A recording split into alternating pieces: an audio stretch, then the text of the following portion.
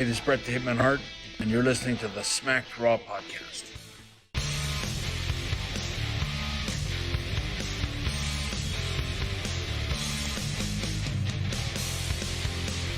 What? Okay, well, has this always been a thing? Where have I been? Hey folks, welcome to the Smacked Raw podcast, Monday Night Raw edition. We are your hosts, Kyle Tyson and Katie, baby. There it is. Oh man, good morning, Katie. We are doing this Tuesday morning. How you feeling? I've been awake for an hour, so I'm feeling great. Yeah, same here. Although I can't lie, actually, I pretty much got no sleep. When you enter your 30s, I can't stress the importance of a good mattress. It makes me sound like an old timer right now, but I am not going to lie. Until I get a new mattress, I have varying pains from dull, achy back, or I got the shit kicked out of me last night. Last night was I got the shit kicked out of me. Level of discomfort, man. It sucks, man. I need a new mattress. Get what you pay for, though. You know, $300 memory foam mattress. You know, you get what you pay for. True. Fuck yeah, man. Hey, we're here to talk about Raw last night. What a show. It was a shit show, don't lie. There was some good bits in there, but last night was it was fairly varying degrees of bad. Yeah, it was pretty bad. Oh my god, Retribution. There is a whole lot of just continuity questions around Retribution, and then just the names. The names you got. So listen, Dio Madden is Mace, and then you have Shane Thorne is Slapjack, and then of course Dominic Dijakovic is T-Bar. How is Dijakovic not Slapjack? What the? I don't know, because he doesn't have the hockey mask. He doesn't look like Dijakovic Slapjack. Like they sound so. I don't know. Anyways, yeah, they got some new names, some really, really silly names. Although awful names. I'll shed some optimism on some of that, but I'm definitely not gonna pander. Like that was it was rough. Anyways, between that we have saw the uproar last night. We have a new number one contender for the women's Monday Night Raw's women's championship. However, it has been relegated to the pre-show. How you feeling about Asuka, our current Raw Women's Champion, relegated to the pre-show? I mean, I get that there was like maybe a week build to this match, but don't put it on the pre-show. Like, why? Well, I'll tell you why. Hold on. Okay, I'll tell you why. There's a lot of the other championship matches. I have no idea which way they're going to go with. But that Raw championship match is like a foregone conclusion. Yeah. Yeah, there's no way Zelina's getting that belt. I think because of the stakes being higher on the other belts is why they are obviously on the main card and not the Raw Women's title. I tried to ponder my mind a little bit over what I would replace it with, but I couldn't really think of anything. So, on one hand, it fucking sucks to hear Asuka's on the pre-show, but on the other hand, you can kind of make an argument for it. Yeah, I mean, the only thing I could think about replacing it with would be the U.S. Championship. Because we've seen Bobby Lashley and Apollo Crews how many times? Yeah, I think that's the match I'm looking forward to least. And like you said, because of how many times have we seen that? Yeah. Hey, you guys. We want to thank you guys for joining us live over here on twitch.tv, putting you over. We have rebranded the show. It is now twitch.tv / putting you over. If you ever miss one of our live streams, you can catch us personally on youtube.com / SmackDraw podcast. On that, you can catch our audio podcast pretty much everywhere. I've been getting notifications now from like iHeartRadio, not Spotify, excuse me, Pandora. Apparently we just got put on a whole bunch of new platforms. Can't really keep up with them anymore. We're still the exclusive recap show for WrestlingNewsWorld.com. Make sure to make them your homepage for all your online wrestling news. They have a ton of great articles, and check out their premium section. And lastly, speaking of premium, check out our Patreon, please. Patreon.com/SmackDrawPodcast. You guys know the rep by now. I ain't going to go over all of it. We got stickers, we got shirts. By the way, confirmed t-shirts are being shipped out Thursday. I found out why. Okay, so I found out why the long delay, because if you guys don't know, I don't personally make the shirts and ship them out myself. It's actually my mom who does it. My mom hid the fact that she had surgery a month ago, never told me. Jesus. Yeah, and she's been recovering this whole time. And when I asked her, what the hell?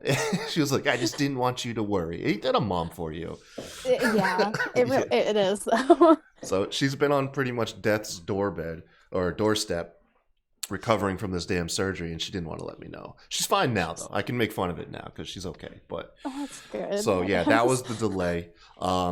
Those t-shirts, you get them at the $25 tier. Another thing that you get is we go ahead and plug your stuff. Currently, we have D-Rod. Check out D-Rod's Twitch, DROD2222. He does a lot of WWE 2K20 streams. I wonder if he's going to move over to Battlegrounds. I don't know. I've heard mixed reviews about the game, so I don't know. Yeah, we'll have to wait and see. But yeah, check out D-Rod. There's even a rumor that he streams naked. I don't know where that came from. It popped up in our chat one day, and I'm just keeping that alive. Yeah, that's all we can do. Yeah, view his show at your discretion. All right, man. Oh, man. So yeah, Raw. Let me pull up my notes here. I got them. I still took my notes last night. Thank God.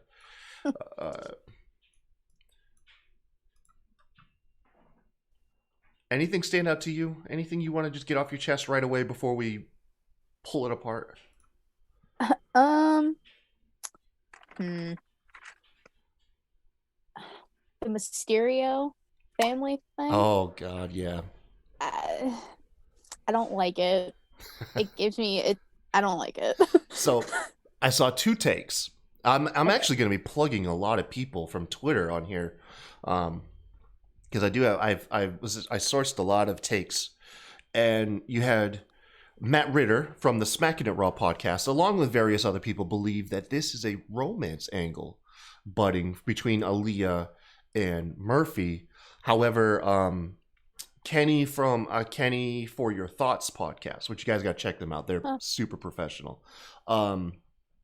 He believes this is long-term booking, and it's the Monday Night Messiah and Buddy Murphy manipulating a young girl into dissension within the Mysterio household. I mean, it's probably that. I would hope it's that. I would hope that's it, because that would be great storytelling.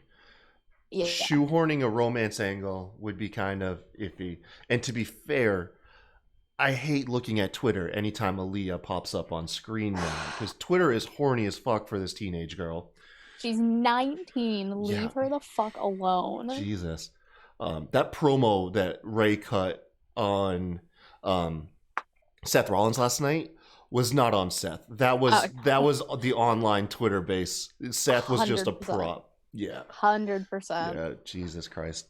Leave his daughter alone. Fucking hell, you seriously.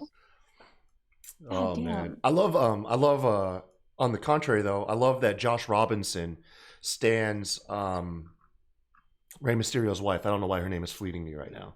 Angie. Yeah. Josh Robinson has like rebranded his whole Twitter icon and handle everything to like an Angie fan page. Yeah, and it's adorable. I love it. Dude, I sound rough this morning. Jesus. Sorry, you guys. We're doing great. No, I'm telling you. Hey, let's get into the show. So I did miss like the opening 5 minutes. I did note that the King is back on commentary booth, because last week we had Ziggler and Michael Cole. Huh? Michael Cole, I think.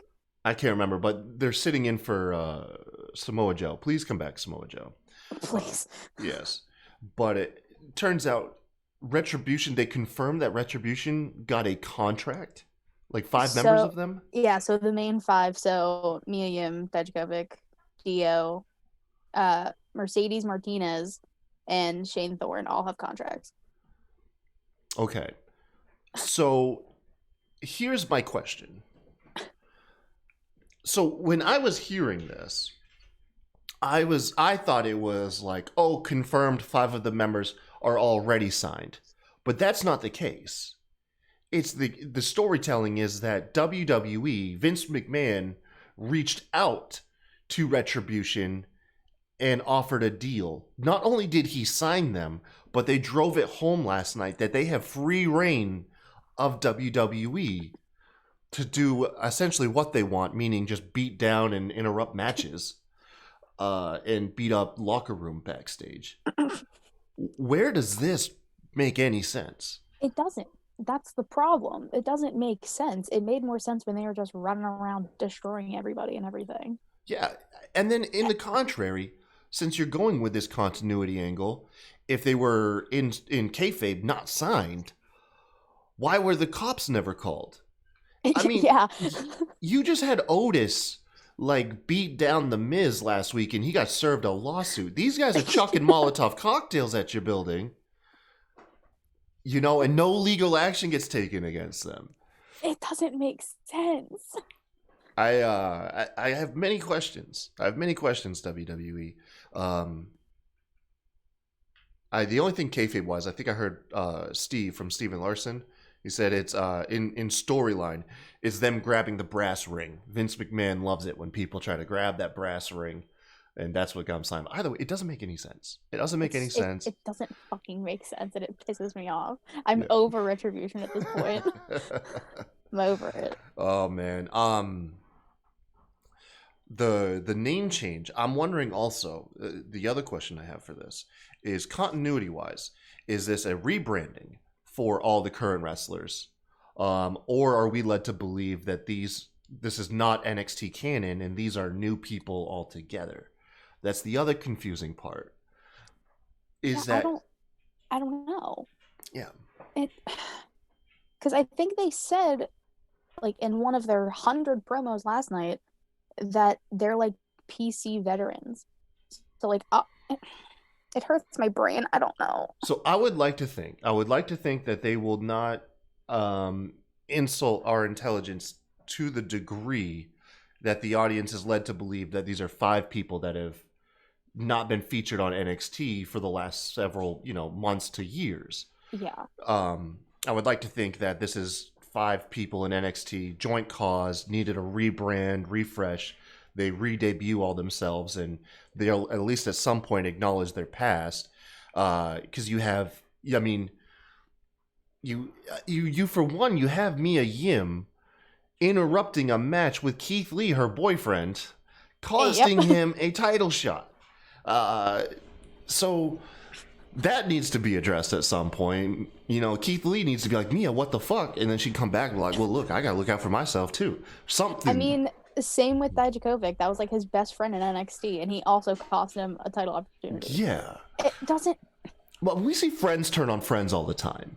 But it's up there. It's up there between silliness. Stupid. It's silly. Yes, they have some work to do with Retribution. I feel like what happened is in a story you have acts, like first act, second act, third act. Mm-hmm. I feel like we skipped an act. There was like a whole act skipped between these guys showing up and destroying the performance center and everything. And now we're signed with established characters. There should have been something in between showing the stakes of, let's get you in a match, let's get you in this, and if you can beat our guys, we will then sign you. So there's some build to the signing, and you can have a more cohesive story. And that's really what this strikes me as, is like we've completely skipped a chapter or two of this story with Retribution. and it really lowers your expectations on storytelling by WWE. But anyways, I'm not really like fucking hating it. It's just it's weird, man. It's so weird. I do hate the names though. The names, as soon as I heard them, I immediately thought of, oh, what is it? The second Teenage Mutant Ninja Turtles movie from the 90s.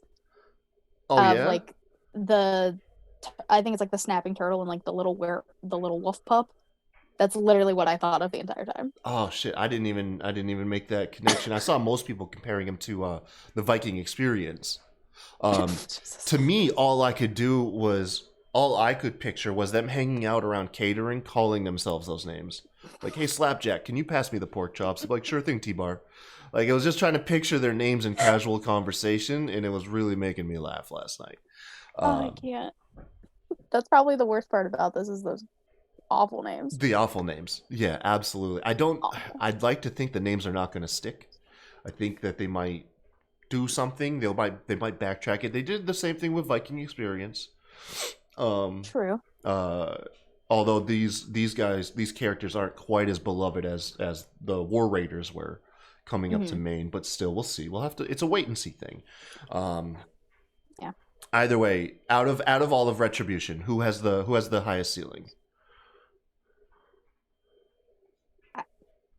I don't know.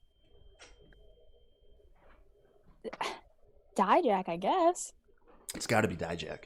It's got to be. If you right? separate him from everybody else, like, and it was just him singular coming up with the Bane mask, although the Bane mask is a bit much of a ripoff, he definitely looks the coolest. Yeah. And once again, I peeked over on the Going in Raw podcast, and they made a very great point. Dijak's ceiling is way higher with this look than had he come up just as Dijakovic, the standard character with nothing really behind him other than he's a big guy that's really good in the ring, but he's always played second fiddle to Keith Lee.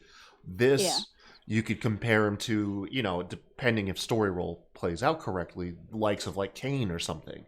That's true. He's, WWE tends to treat these characters a little bit better if they have the correct storytelling. Now, for every success, there's a million failures, but so far, I think the look-wise, Dijakovic's there. Yeah. Who is Dijak? It's in the chat, Tommy Streamer. So we're greeted. Is the stream still up? I think so. Okay. I can't tell. It went down on my end. I'll just assume that it's up. Here. How about you talk us through this triple threat tag match, and I'm gonna worry about Twitch for a second. Okay. So it was a triple threat tag team match where the winners would face the Street Profits at Clash of Champions. It was Andrade and Angel Garza versus Seth and Murphy versus Carrillo and Mysterio, who we haven't seen Carrillo in months, right? Yeah, I think he's been over on. I want to say he's been doing main event. That's my assumption. Very true. I mean, I feel like he has been. Either way, we haven't seen him on main roster. Yeah, his first match on Raw in a good while. I mean, it was a pretty good match. I mean, it showed Carrillo and Dominic working really well together, which I liked to see. Hopefully that'll get after everything that happened, Dominic's not going anywhere away from Seth, but Andrade and Angel Garza seem to work a lot better together now than they did with Zelina Vega, because after Seth walks out because he has more important things to do, he leaves Murphy to get the shit kicked out of him basically by Garza and Andrade. Garza hits his finisher, the wing clipper, 1, 2, 3, and for the, I want to say 16th time, we get Street Profits taking on Andrade and Angel Garza for the titles. What's going on? So for one, what happened to Dominic and Carrillo after the high spot? Because they had a really cool high spot. I I don't know. But then they were taken out like the rest of the match. Yeah, and at the very I think the ref was on 2. I think I saw Carrillo kind of get up, and that was it. That was it. They just disappeared for the last 30 seconds of the match. Yeah, I like this game you can play now every Monday, where it's are Andrade and Angel Garza on the same page or not? Because it really does feel like it's like every other week, which I guess that would make this weekend they're not going to be on the same page, and this might break them up. I guess.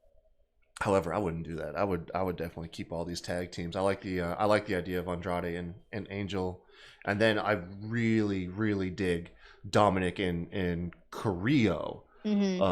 However, I'm kind of leaning on Carrillo as a stand-in. I believe this may have been originally intended for Dominic and Ray.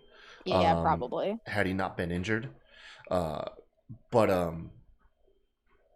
I would love to see this because it was... How refreshing was it to see these 2 young, talented guys in a tag team? For one, Dominic's look is growing on me. The music, his outfit, just his baby face look, everything about him. He's got a good character. I would like to see a little less of the whole I'm Ray's son. You know, like, because like on one hand, you're telling me he's competent to be in the ring, but the other hand, he's constantly being protected by his father. And it's kind of like it's a weird balancing act that is kind of growing stale. But I love the idea of Dominic and Carrillo, just like these 2 really young, hungry, talented luchadors with cool looks, man. I love seeing that. I mean, they are seriously about like 10 to 15 years younger than the average roster member on Raw. Like, yeah, keep them on TV, man. But yeah, we'll have to see who. I will save it for predictions. Anyways, up next we got the KO show. Beforehand, Shane McMahon. I liked Shane's banter with his doorman. I think his name is Jordan, I want to say. But they have a good chemistry. With his doorman. He's coming up to him. He's like, "Hey, man, I got something in store for tonight, something really exciting." He's like, "Well, let me in." He's like, "Well, no, it's a surprise." He's like, "Tell me like it wouldn't be a surprise," you know? And then and he the doorman was like, "I'm surprised that you're going to be on the Kevin Owens show, given your all's history." And he's like, "Yeah, it's cool." And I like the doorman asks, like, "You want me to be out there with you?" And Shane's like, "No, you got to guard the door, essentially." And he have to guard the door. And then he dances out to the ring in the Kevin Owens show. And I like this. I like that they kept the continuity here. That Kevin Owens and Shane McMahon were essentially trying to kill each other for about 2 years straight. Yep. One of my favorite sound bites that I've used on the show was during an opening, and it was when Kevin Owens finally snapped and grabbed the mic, and he went off and listed off like all these talented people like Kairi Sane and Asuka that weren't being used. Yeah. And then he said like, "Shane McMahon can kiss my ass." That was like, I had that open the show once, and it was, I fucking loved it. I love that. Yeah. But they did keep the continuity alive, but Kevin Owens was able to, you know, put it aside, be like, "Look, it's not about us tonight. It's about Raw Underground. Tell us what you got going on." Shane introduces the Battle of the Behemoths, Dabba-Kato taking on Braun Strowman, which is something I was legitimately looking forward to all week. Shane then says his surprise is essentially that he's just going to invite Kato out onto the KO show. That was it. Which Kevin Owens actually seemed to like the idea of, because given 2 weeks prior, you know, getting beat down, Kevin Owens says, you know, tonight you might be with Braun, but we're going to do this at some point. It slaps the taste out of Kato's mouth. And then he brings out Braun, and this gets a good, you know, image of these 2 giants about to face off in this like shoot fight environment. And just when you thought the KO show wouldn't get any more chaotic, Aleister Black comes out of nowhere, grabs Kevin Owens' ankles, and then racks his balls on the ring post like 3 times. 3 times before he pieces out, man. What a Kevin Owens show, man. It was all over the place. All over the damn place. I think Aleister Black just needed to be reminded that he's still a thing. Poor Black though, God, I don't know what they're doing with the guy. you're an afterthought at this point in like the referencing of an old feud felt more important than him trying to keep this current feud he has with Kevin Owens going. Mhm. I don't know. I feel for Black though, because Black's such a good guy, but I don't know what. It's hard to get invested in him anymore. Like I don't know what to fucking. I, I don't know. he's so good in the ring too, and they're not doing anything with him, and it pisses me off. Yeah. Captain Hot Topic. God. Captain Hot Topic. I Jesus Christ. cracked the fuck up. Oh man, I missed that line. So I think at some point backstage, Retribution was beating down some roster members, some mid-carders, and they cut a promo. Essentially, they're going to drain the lifeblood of WWE via their superstars and stuff. I forgot completely in the opening. We forgot that the Retribution was confronted by the Hurt Business, Oh yeah. who issued a challenge for a match for the main event, and then got into a brawl. Of course, at this point, even though you have the main 5 Retribution members, you still have like 20 others lurking in the back, ready to pounce. We had a good match with Drew McIntyre and Keith Lee, which was sadly ended with Randy Orton breaking it up. Chair to Drew McIntyre's back, giving him the DQ, because the whole stipulation was Randy Orton was questionable to make it to Clash of Champions, and if Keith Lee won, he would be entered in that ambulance match at Clash. Good character work in there, though. Keith Lee busts Drew in the jaw, essentially, and but then felt bad because of the injury. I think he still ended up hitting him like a couple more times. He did. He did. Okay. Just a few more. But afterwards, like I said, Randy Orton puts a stop to all those rumors. Randy Orton comes out. He punt kicks Keith Lee, which I'll get into in a bit. Like, just a different direction this could have gone, because besides the promo, which was really good, and we'll get into that, Sean Ross Sapp revealed that out of Keith Lee's 6 Raw matches in the last month, 4 of them have ended in a DQ or no contest. Yeah. And it begs the question. Though, is it that bad? Because they are main event matches, they are top contender matches and stuff. However, what's the alternative? You have him squash 4 enhancement talent and not really get into anything major. Like, it's like, this is, you can perceive this as bad, but then what's the difference? Like, what do you do differently? Yeah, I guess if you look at it like that, it makes sense. Like, you don't want him doing basically what Braun did when he first got on the main roster. Yeah. So I just wish they would stop ending them in fucking like disqualifications. I'm over it. Right. Going and Raw suggested that instead of Keith Lee getting punted, he should have gone to Adam Pearce. They should have just had the DQ finish and him go to Adam Pearce. Like, what the fuck, man? I'm showing up. I'm working every match, and it's not my fault that Randy Orton or Retribution can't stop interfering with my matches. You know what I mean? At this point, I deserve a title shot. I deserve the winner of these 2 guys. Instead, I think Randy Orton's punt spot was to eliminate, like, a cheap way to keep Keith Lee out of that main event anyways. Like, okay, now he can't go argue because he probably won't be cleared to wrestle come Sunday. I don't know. I say you should have him go to Adam Pearce, raise hell, and Adam Pearce be like, okay, you get the winner. Like, that's it. You've earned your spot. Go ahead. You'll get the winner on the Raw or something following the ambulance match, and then you can end that in a DQ as well. Stop it. What'd you think of the promo? It was good. I'm not a big Randy Orton fan, but his promos recently have been really good. Like, his whole ambulance, like, I'm trying to think of the word. Jesus, it's too early for me to think. It's okay. How he compared it to how the other competitors must have felt Yes. when he was being the legend killer and everything. And yeah, because he lists off like Edge, Christian, Ric Flair, Big Show. Who else did he get on this? Shawn Michaels. Shawn Michaels, who no sold the punt. Awful. Yeah. It was good. It was good. It served its purpose.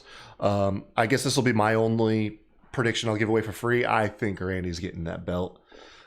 His 14th championship. He will tie Triple H with this. And then he'll be tied for the third most title reigns in WWE history. It's crazy. Doesn't Cena have 14 or no? No, Cena's tied with Ric Flair with 16. Oh, yeah. Ric Flair and Cena both have officially 16 reigns. That's right. Triple H has 14 and Randy Orton has 13. Jesus. I know, man. I say Randy Orton honestly should actually beat both Flair and Cena. I say you get Randy Orton to 17 reigns. 17? I mean, it might happen. He'll retire, like, unless he gets injured.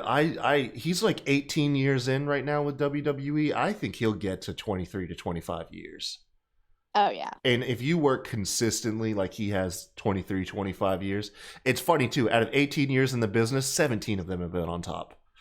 Like, I saw a tweet about that, yeah. I think I probably pulled it from Twitter too, but that's crazy to think like his whole career has been a main eventer. You think about it. Randy Orton, it's hard to fathom because Randy Orton's character work is more subtle, and is not quite as loud and out there as say John Cena and Ric Flair, which I think is why you give them like the GOAT status more because of just how flashy they are. But Randy Orton has been a constant in the business for, I mean, but I say like when he calls it a day, he'll be a constant in the business for well over 2 decades. And on top, not like somebody who like maybe say Gold Dust, who's been in the business now for spanned 5 decades, but he's always been like a mid-carder. Yeah. You know, Randy Orton has been in the main event scene for 2 decades. And no one seems to mind. No one seems to like give him shit for it, man. I guess it's because like he's in the main event picture for a long time and then he kind of fizzles out for like a hot sec, gives someone else the chance, and then he pops back up. I think that's why people aren't mad at him for it. Yeah. And he's a measuring stick too, I think. I think like people like you pair him up with Randy, okay, this is your chance to shine. You know what I mean? And you'll either run into that wall or you'll succeed. No, that's cool, man. No, I am looking forward to that Clash match, though. I am. I think it's also a way you can get that belt off Drew and still protect him. Because remember, I think Roman lost an ambulance match against Braun because he just like missed the spear and just like speared himself into the ambulance, like dove into it. I think so, yeah. Yeah, he got sidestepped. I could see Drew McIntyre doing the same thing. Just going for a Claymore kick and just leaping into the damn ambulance. Jesus. Feet first. Oh shit. First. Oh, that'd be hilarious. So what's your take on Billy Kay and Peyton Royce? Why break them up? I still am so mad that they broke up the Iconics. There was no reason to. Yeah, you're giving Peyton a bigger singles push, but there was no reason to break them up. They're still friends, apparently. It doesn't make sense. A lot of the things WWE does doesn't make sense, and this is one of them. So I can't tell if this was my own thought or if I'm piggybacking off someone else's. But I think the reports came out that Vince McMahon got high on Peyton Royce and was like, "Oh, we want to give her a big singles push," and then like 2 weeks later forgot about her and was like, "Oh yeah, so you break her up because you intend on doing something with her," and then you're just like, "Oh wait, I forgot about. Now, never mind. I'm moving on." Like got bigger ones. Yeah, I bet it's something like that because you break them up. Peyton turns heel the night they break up. Next week, you give them the match, and they hug and embrace each other after the match, undoing the week prior's heel turn. And then this week, Billy Kay essentially works as a mouthpiece / manager for Peyton Royce. Yeah, it doesn't fucking make sense. Yeah. Where this all stems from is Asuka's being given an interview asking who she's more concerned about, Zelina Vega or Mickie James, because the match has not took place yet to determine the number one contender. And she's interrupted by Billie Kay, who, rightfully so, says, well, if everybody's getting title shots just because they ask for one, like, I'll throw my name in the hat, and here's Peyton, we'll throw her name in there. And Asuka agrees to have a match with Peyton, although there's no stakes, just have a match with Peyton Royce. Yeah. Jesus, I hope I don't come across sounding like crap to y'all, but I feel like so nasally. Oh my gosh. Yeah. And then we go straight from that to the number one contenders match between Vega and Mickie James, who Mickie cut a decent promo during like picture-in-picture promo, talking about how she never gave up, and it was the ref's call, and it was a nice little touch to play off the obvious botch from last week. Last week was awful. It was rough. It was just rough as a whole. But this was a fairly straightforward match. These girls did not have chemistry in the ring, by the way. It was a sloppy match. You can't really blame either one of them. Just something wasn't clicking between the two. Vega ended up picking up the victory, though. She secured the win with a hell of a good backstabber. Oh, yeah. Yeah, it was a good one. So she will face Asuka at Clash of Champions. And then we go from there. Backstage, Her Business, they're doing their thing. They get the upper hand on Retribution. Not any of the main members, but they're beating down obviously all the secondary characters, which was a nice touch because after they beat everybody down, you have MVP screaming in the camera, we about this life too, and I really love that. You have I love the Hurt Business, plain and simple. They're just fucking badasses, man. But I love MVP was like, we got some business to handle, and he talks to Bobby Lashley and Shelton Benjamin. Can you guys hold it down? And they obviously agreed to.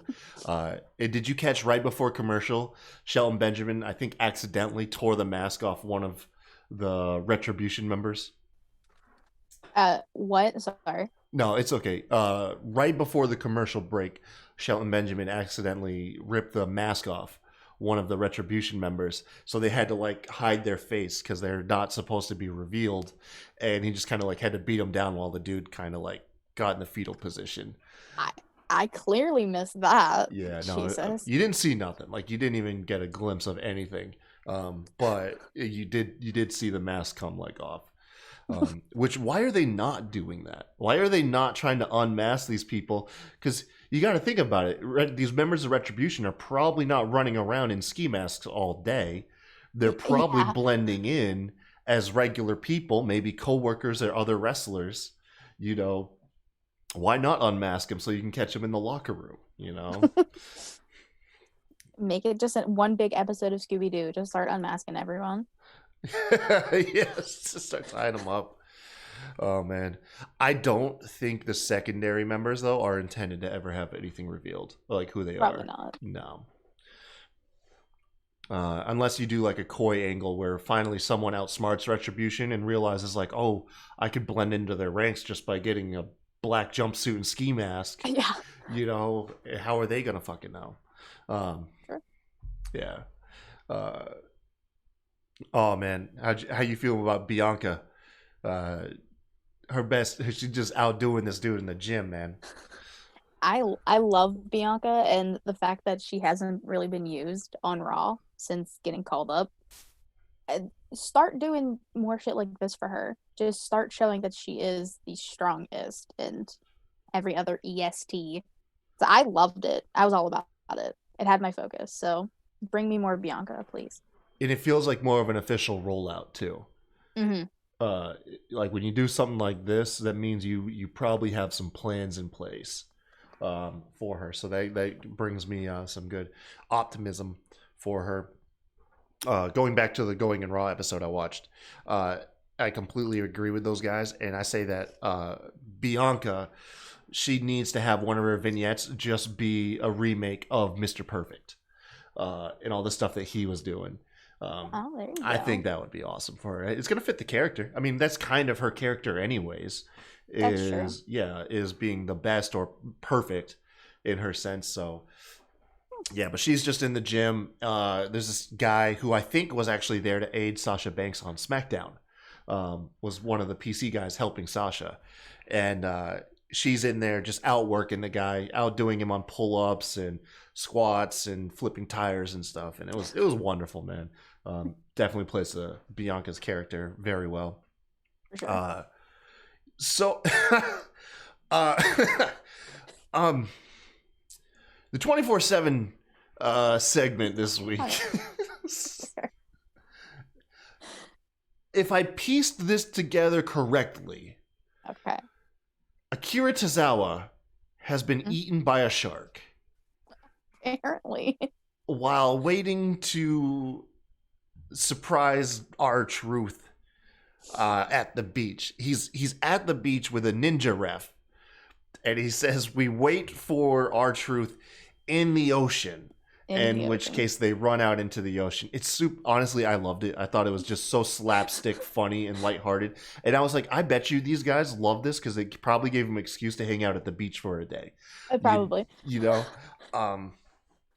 But they run out into the ocean and dive into the water. R-Truth comes out with little Jimmy.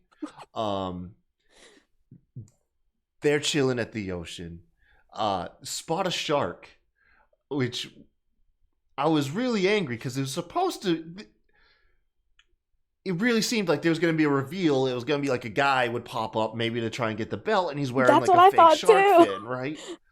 But instead, R-Truth, trying to rescue little Jimmy, drops his 24/7 championship into the ocean.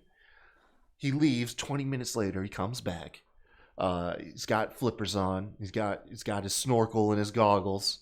And the shark is spotted again, and Tozawa and the ninja ref are spotted trying to run away, but then all of a sudden you have like the 24/7 title wash up on shore, and along with some tattered clothing, and R-Truth claims that Tozawa was now eaten by a shark.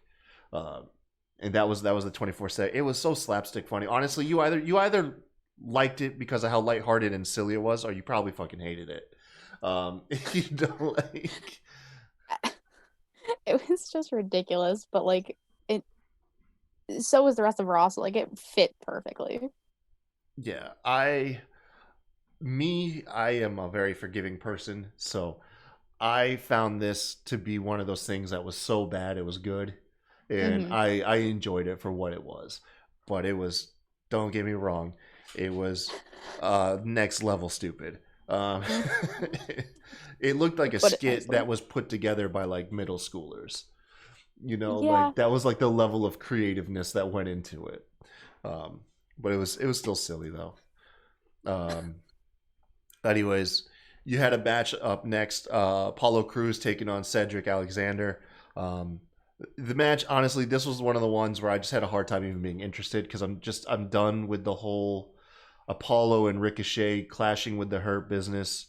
I really hope that this Sunday is the blow off, and Apollo and Ricochet can feud or do something else, and Hurt Business can move on to just feuding solely with like Retribution and get some new feuds. Because I didn't bother looking it up, but I mean, just this combination of Apollo and Hurt Business, it's probably 3 months old now, 3-4 months.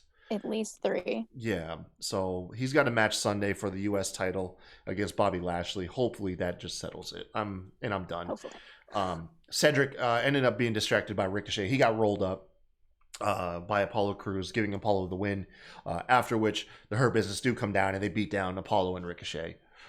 Ricochet kind of looked like he had a little bit of an attitude on his face out there. I was wondering, I was reading into it, but I was like, Ricochet looked like he ain't smiling as much tonight. I thought he looked like a sad puppy. At most of the match, he just looked sad because Yeah. like his best friend Cedric is now with the Hurt Business, who were literally beating him down for months. Oh man.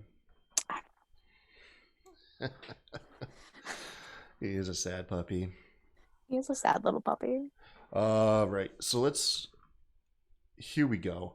Um, I guess we'll group all the Raw Underground stuff together just because they're such short segments. Your opinion, Raw Underground, still trash, middle of the road, or was it better this weekend? It's still trash. Really? I maybe not like okay, like the Battle of the Behemoths was fine, but I don't know. I can't get into it anymore. I don't know. Yeah. I've tried giving them the benefit of the doubt. Last week's was awful. This week's was, I mean, it was definitely better than last week. Yeah. I will say that, but I don't know. Maybe just the mood I was in, but I enjoyed there was 3 segments, right? Yes. Mm-hmm. Yeah, because you had Arturo Ruas taking on Ziggler, Eric from the Viking Raiders taking on Riddick Moss, and then the Battle of the Behemoths, which I didn't even write my notes down for that one. But Arturo Ruas versus Ziggler, Ruas needs to get a win over one of these main guys like Ziggler, because Ruas has a really good look to him, and his MMA style looks really badass too. He looks like a legitimate fighter out there. It wouldn't surprise me if that dude is really a badass. Probably. But so without trying to go move for move, I kind of just will summarize my take on it. I thought this week was a real big improvement because the matches felt a little bit longer.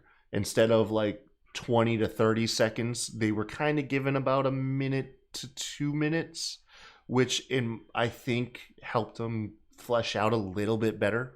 And that's all I really have to hang on to with praising it some.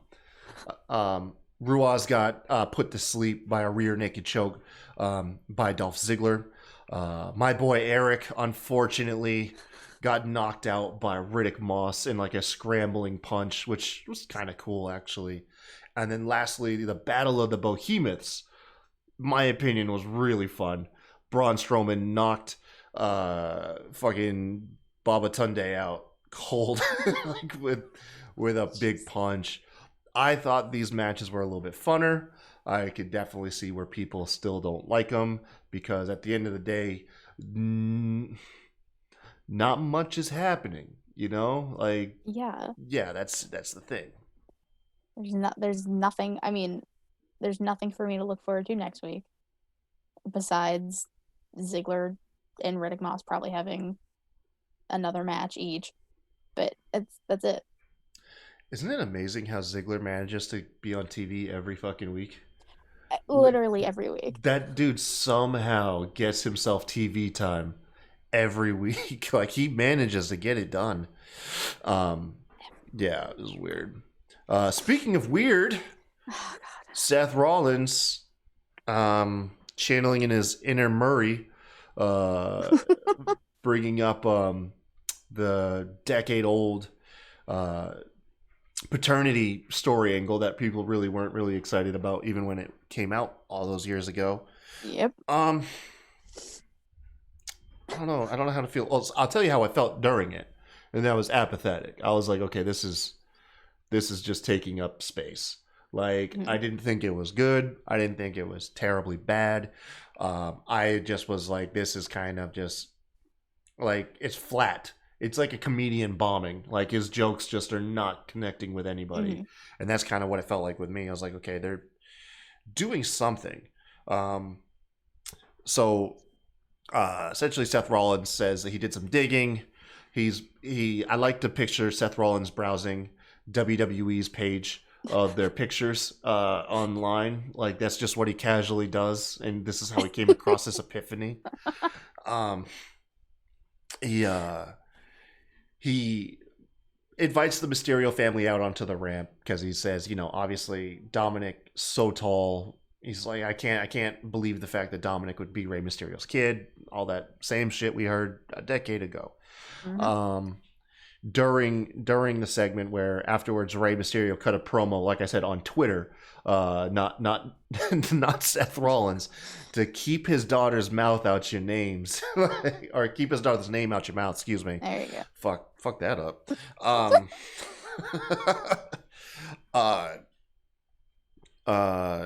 Essentially, Seth Rollins has like an epiphany. He's like, well, maybe they got the kids mixed up. Maybe it's not that. Maybe my guy didn't pull Dominic's DNA, but maybe it's Aaliyah who's not Ray's daughter. And it was silly, but this does goat Ray into saying that she's nine. And he uses the basis of Aaliyah helping or showing compassion to Murphy, who was destroyed in the cage match. So at that point, Ray says, Aaliyah's young. I raised her to be compassionate, but she's naive. She doesn't know anything about this world, obviously. And as a young adult, you're at that stage where you don't want to hear your parents saying you don't know stuff, everything. So she rightfully storms out, and it's awkward. I loved the bit with Dominic being the last person to leave the stage. It's just like, he did look like confused. I don't like this. Yeah. I'm so sick of them just using the Mysterio family instead of just letting Dominic be. Like, take Angie and Aaliyah off TV. You can keep Ray there because Ray obviously has experience in this. I mean, he may still be hurt, but he can still manage Dominic. But I don't know. Especially with this Aaliyah stuff now, something ain't sitting right with me. I don't know. Yeah, so like I said before the show, when I brought, or no, I think we said it on air, was the two ways you could look at it.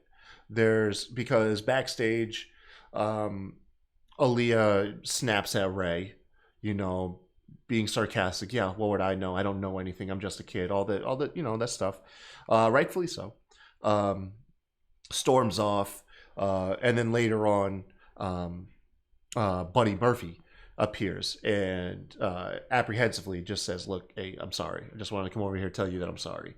And it raised a lot of speculation. Furthering the speculation from last week, is there going to be a romance angle between Aaliyah and Buddy Murphy? But I find myself believing in what Kenny from Kenny for Your Thoughts said is, I'll quote his tweet. He says, who can't feel Aaliyah feeling like her dad doesn't respect her as an adult? A lot of us were there. Our parents are still thinking we were kids and capable of making decisions, wanting to prove yourself. He said there's so many layers to this storyline. He says he loves it. And I kind of agree. It would be great storytelling if this was Seth Rollins and Buddy Murphy knowingly manipulating a teenage girl, somebody they know they can get to, whereas they can't really get to Rey Mysterio and Dominic and Angie. So I think, if they are trying to utilize the weak link in the Mysterio family, I think that's terrific storytelling. It's just a matter of not if WWE are going to be that deep, with their storytelling, or if they're not, and it's just Murphy and Aaliyah are just going to start hooking up. I saw a meme. It was a picture of them, and it was like him saying, so are you 17 or are you 17 not 18? And I was like, I'm leaving Twitter. I'm done. I saw that same shit, man. Twitter just does no chill, man. Twitter needs to calm down. Yeah. Especially towards Aaliyah. Don't. She's a beautiful little girl. Stop. Little girl. Keyword. Leave her alone. Asuka has her match with Peyton Royce. It was a decent match. I thought Peyton was going to be absolutely destroyed. But right when Asuka looks like she's going to sink in the victory with the Asuka lock, she's attacked by Zelina Vega. This is kind of a throwaway match. It did not look like Peyton Royce's in-ring ability can hold up against somebody like Asuka or maybe Shayna Baszler, or so this whole like big push, I don't see it. If it is happening, I don't see it for a title. It would have to be for something. You see, that's the issue. Is Peyton Royce is so talented, but I don't think she breaks the whole Raw Women's Championship plain, but you can put her in a great story or tag team championship picture. Like, so like wow, it's like she was just in a tag team. It was almost like she was already in the best role for her character. I don't know, man. I don't know. But yeah, so that's pretty much it. But it was nice to see that Peyton Royce had Billie Kay out there with her. I'm glad that they're not just breaking him up for the sake of breaking him up, at least yet. Who knows? Maybe Peyton loses a match or two and then turns on Billie Kay, and you finally get that feud. Last up, the Retribution match, where it's revealed the names Slapjack, T-Bar, and Mace. God fucking damn it. Why?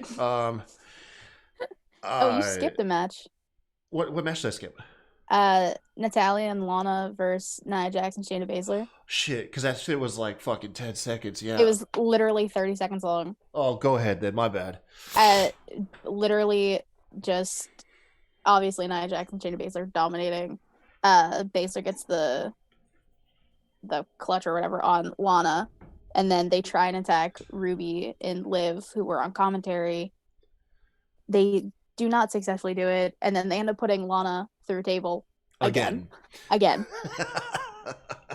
Which I wonder why they're punishing Lana. Do you think they're punishing her? Yes. Yeah. Yeah. WWE's petty. I know. They're 100% punishing her. I don't know what they're more mad about though. The whole Rusev / Miro going to AEW and talking trash, or that terrible Bang commercial she did. Have you seen that yet? You did? It's rough, man. It's rough. God. I would expect Lana to do better. I mean, her TikToks are pretty. I mean, I've never been a huge fan, but I know a lot of people like her TikToks. Like, she's very popular there. But that was a big miss with Bang. Oh, God. Anyways, the main event. The main event, yeah, Slapjack, T-Bar, and Mace. What are the rules of a match? I don't know. For one, Retribution not looking the best that they can't come in and put away the Hurt Business. First skip there, as far as building your team. But Bobby Lashley, who has, God, I can't believe I still have to use these names, Slapjack in the Hurt Lock. I can't remember who it was. I think it was, I want to say it was Mace. Dio Madden comes over and hits Bobby Lashley to break up the move, and it's called a DQ. Yeah, I don't know. I don't know what you're doing. They don't either. Yeah, okay, so listen, the easy way you fix this is you put Cedric back out there with him. You have the team of Bobby Lashley, Shelton Benjamin, Cedric Alexander. The reason why Cedric's out there, he's pissed he got rolled up. He wants a chance to prove himself. He's angry. He's fiery, but obviously he still wore out from having a match earlier. You feed him that L. He takes the L for his team. It's understandable. It was your second match of the night, kid. Instead going by this DQ finish, which isn't even a DQ, to break up a submission or a pin. It was silly. It was next level silly. It's stupid. This isn't the first time they've done it either. WWE just doesn't, continuity wise, they don't know what they're doing. Yeah, consistency, man. Consistency. What are the rules?